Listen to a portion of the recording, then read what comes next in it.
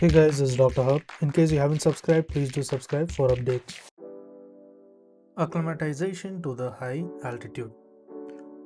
So what happens when there is high altitude? So in terms of high altitude, there is a decrease in the pressure of the atmosphere as well as decrease in the alveolar PCO2. So the alveolar PO2 it decreases. Now furthermore, what does it have a role in the following findings? That is in terms of ventilation.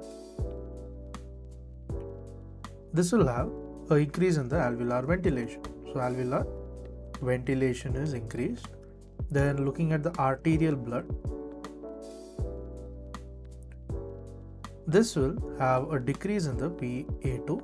So PaO2 will decrease as well as there is increase in the pH.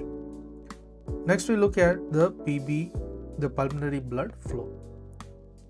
So in terms of the pulmonary blood flow, this causes an increase in the PR, that is the pulmonary resistance, as well as increase in the PAP, that is the pulmonary arterial pressure. So pulmonary resistance as well as pulmonary arterial pressure is increased.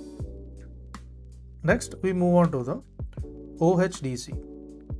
So under OHDC, there is an increase in the 2,3 DPG.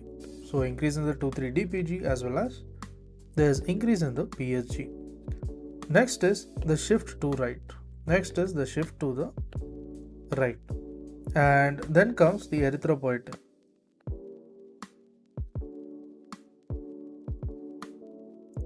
So under erythropoietin, it is due to the increase in the hypoxia. So this increase in the hypoxia. To learn and grow daily like this, please do subscribe. Thank